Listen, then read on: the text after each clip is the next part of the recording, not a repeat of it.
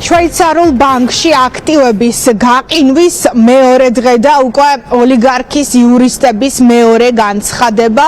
ახლა უკვე თემურაზ ციქვაძე წერს განცხადებაში და შვეიცარიულ ბანკს იულიუს ბაიერს ადანაშაულებს დევნაში, ასევე სხვადასხვა დავალებების შესრულებაში. განცხადებაში ვკითხულობთ, რომ იულიუს ბაიერი არ აძლევდა ანგარიშებზე ბრუნვის შესახებ ბიძინა ივანიშვილს და მისი ოჯახის წევრებს წვდომას. ამის შემდეგ უკვე გაიყინა აქტივები არა მხოლოდ ბიძინა ივანიშვილის, არამედ მისი ოჯახის წევრების და ესეც არ არის ყველაფერი ჰეჯ ფონდებიდან ივანიშვილი ვერ იღებს თანხებს. ახლა უკვე ოლიგარქის იურისტების ახალ განცხადებაში ვკითხულობთ ბაჩიაშვილზე მითითებასაც და განცხადებაში წერია, რომ იულიუს ბაიერმა შვეიცარიულმა ბანკმა არ მისცა ინფორმაცია ბიძინა ივანიშვილის გუნდს გიორგი ბაჩიაშვილის ანგარიშების შესახებ.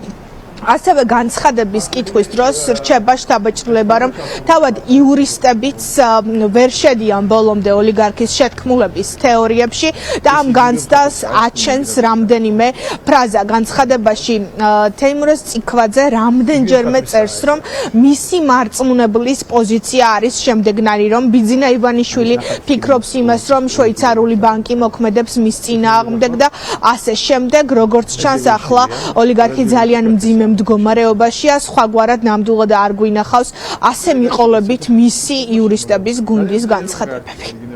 ჯულიუს ბეარი თვეების განმავლობაში უსაფუძვლოდ ზღუდავდა ინფორმაციას ანგარიშების, მათზე თანხების ბრუნვის შესახებ, ჩემს მარწმუნებელსა და მისი ოჯახის რამდენიმე წევრს. ყოველგვარი საფუძვლის გარეშე უჭიანურებდა თანხების გადარიცხვასთან დაკავშირებით გაცემული დავალების შესრულებას.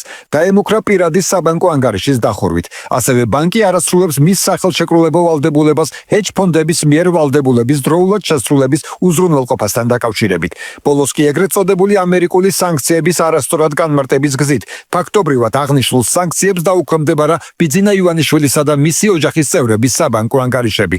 გარემოებების ერთობლიობა ჩემს მარწმუნებელს უქმნის გონივრული ვარაუდის საფუძველს, რომ კიდევ ერთი შვეიცარიული ბანკი ჯულიუს ბეარი გვევლინება ბიძინა ივანიშვილის წინააღმდეგ უკანონო და უსაფუძვლო დავალებების შესრულების მექანიზმად პერკეტად.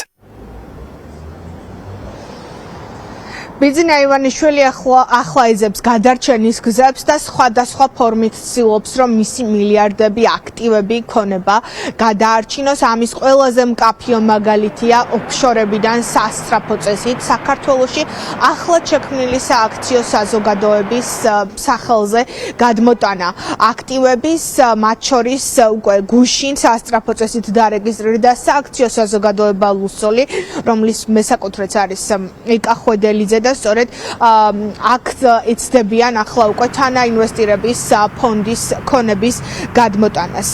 ასევე ჩვენ დოკუმენტაციაში ვკითხულობთ, ვის ანდო ამჯერად ბიძინა ივანიშვილმა მისი მეუღლის სახელზე აქტივების გადმოტანა. აქ არის სამეთვალყურეო საბჭოს 3 წევრი დასახელებული დოკუმენტაციაში: ნუგზარ დეკანოიძე, ვეფხვიადვალი და შოთა კობიაშვილი. ხოლო დირექტორად უკვე დანიშნული არის გელა კობერიძე, რომელიც ბიძინა ივანიშვილის დის მაგული ივანიშვილის თანასოფლელია, როგორც ირკვევა დოკუმენტაციიდან და სწორედ ამ ადამიანებს მიანდო ახლა ეს პროცესი, თუმცა იქამდე სანამ სააქციო ახალი საზოგადოება შეიქმნებოდა, უკვე ბრიტანეთის ვირჯინიის კუნძულებიდან და პანამიდან მოასწრო ივანიშვილმა ოფშორულ ზონებში გაფორმებული ქონების ჯერ შვილზე, უტა ივანიშვილზე გადმოტანა საქართველოში. ამის შემდეგ კი უკვე საკუთარ სახელზე გადმოტანა ამ ქონებების, როგორც ჩანს ის იყენებს ეგრეთ წოდებულ ოფშორულ კანონს, რომელიც მიაღებინა პარლამენტს საგანგებო წესით, თუმცა ეკონომისტები, ფინანსისტები ღიად გვეუბნებიან, რომ ივანიშვილს ეს მცდელობები ვერ გადაარჩენს და სანქციები ყველა შემთხვევაში მისვდება მის კომპანიებს. ამ ადამიანს კრიპტო აქტივებზეც აქვს ცდომა და დაგროვილი იქნება ამ ტიპის აქტივიც და ამ კრიპტო აქტივებს კიდე განსხვავებული რეჟიმი ახასიათებთ. დასავლეთში კრიპტო აქტივებიც რეგულირდება, ცოტა უფრო რთული არის, მაგრამ რეგულირდება და ეს შეზღუდვები სანქციების მათცეც ვრცელდება.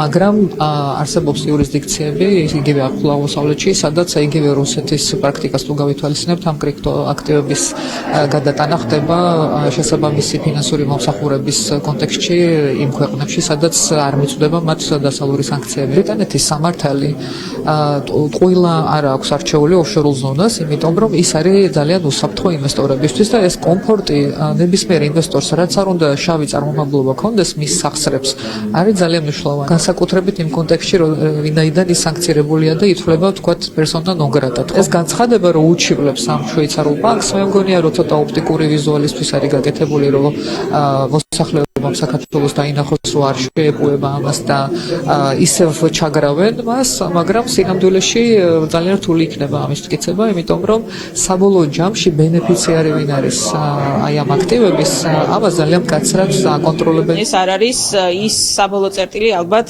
სადაც სანქციების პოლიტიკა დასრულდება, როგორც ჩანს, მისი ამ სანქციების ბუნებიდან გამომდინარე და პოლიტიკიდან გამომდინარე, ის თანდათან კიდევ უფრო გამკაცრდება და უფრო ფართოდ გავრცელდება იმ პირებზე, რომლებიც ამ პროცესებში ხელს უშლიან ქვეყანაში დემოკრატიას, ადამიანის უფლებებს არღვევენ.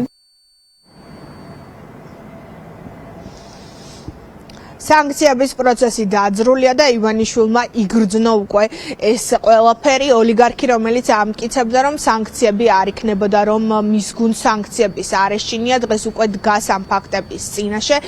შვეიცარიულმა ბანკმა ამერიკული სანქციები აამოქმედა და მის ანგარიშებზე გაავრცელა.